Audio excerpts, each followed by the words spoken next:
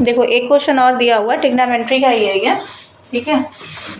इस टाइप के ना एमसीक्यू में क्वेश्चंस आते हैं, लेकिन इसका मतलब ये नहीं कि एमसीक्यू में क्वेश्चंस आए हुए हैं एमसीक्यू को वाले क्वेश्चंस तो आप उसको सॉल्व नहीं करेंगे, उसको आपको सॉल्व करना पड़ता है, ठीक है। एक क्वेश्चन दिया गया है, if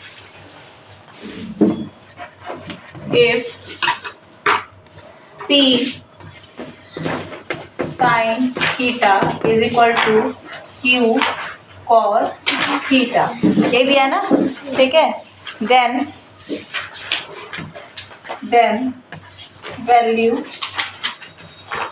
value of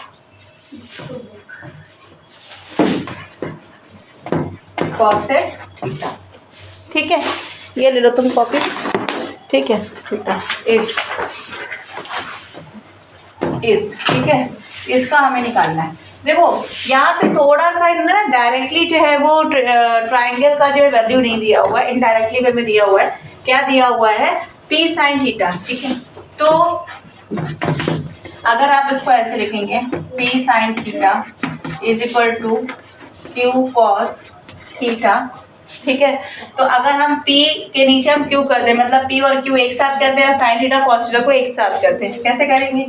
P upon Q और यहाँ पे sin थीटा बचा, तो हम sin theta upon cos theta, ठीक है। sin theta upon cos theta क्या होता है? क्या आता है बता बेटा? tan theta. हमने कहा था ये याद कर लो आप, sin theta upon cos theta किसके बराबर होता है? tan theta. इसका मतलब tan थीटा की यहाँ पे वैल्यू हो गई P अपॉन Q, ठीक है।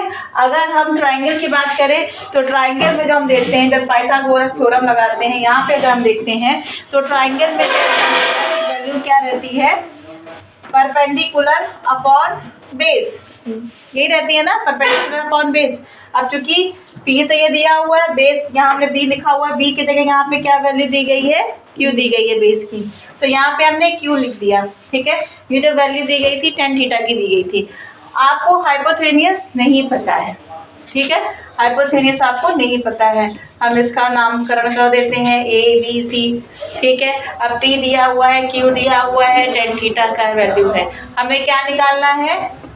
हाइपोथेनियस निकालना है। इनडायरेक्टली क्वेश्चंस पूछा गया है हाइपोथेनियस का, ठीक है। तो हाइपोथेनियस निकालना है, वही फॉर्मूला हाइपोथेनियस के लिए हम क्या करेंगे? ट्रिग्नोमेट्री का formula AC square is equal to क्या है? AB square plus BC square, AB square plus BC square. जगह नहीं है तो मैं इधर कर देती हूँ, ये काम करती हूँ, मैं ऊपर लिख देती हूँ, ठीक है। ये क्वेश्चन तो उतार ही लिया ना, ठीक। ये अब ट्रिग्नोमेट्री, ये जो हमने ट्राइंगल बनाया है इसके हिसाब से AC की वैल्यू हमको नहीं पता है भाई, ठीक है। AB की वैल्यू कितनी है? P है, तो ये हो गया P का स्क्वायर प्लस BC की वैल्यू कितनी है? Q स्क्वायर प्लस Q का स्क्वायर, ठीक है। अब हमें AC की वैल्यू निकालनी है, तो ऑब्वियस सी बात है ये जो स्क्वायर है इसको हटा देंगे, इसके अंदर क्या जाएगा? अंडर रूट आ जाएगा। तो AC is equal to under root P square plus Q square. ये किसकी वैल्यू हो गई? AC की वैल्यू हो गई। हम लोग लिख देंगे AC की value P square plus Q square. पूछा क्या था? क्वेश्चन क्या पूछा है? क्वेश्चन पूछा था कॉसेक की, है ना। पूछा था कॉसेक की, cosec theta is equal to क्या होगा? इसकी वैल्यू क्या होगी? कॉसेक थीटा क्या होता है? साइन का अपोजिट हो जाता है ना, 1 अपॉन साइन होता है। कॉसेक जो होता है 1 अपॉन साइन होता है। और साइन थीटा क्या होता है बच्चा, जरा बताना हमको। साइन थीटा होता है परपेंडिकुलर अपॉन हाइपोथेनियस, ठीक है ना। Sine theta P upon H, ठीक है ना। तो अगर हम कॉसेक का निकालेंगे तो क्या आ जाएगा? कॉसेक थीटा का निकालेंगे तो क्या होगा? H अपॉन P हो जाएगा, क्योंकि कॉसेक जो होता है वो साइन थीटा का अपोजिट हो जाता है ना, ठीक है। ये देख रहे हैं आप, ठीक है ना। इस हिसाब से अगर देखा जाए तो हाइपोथेनियस क्या हो गया?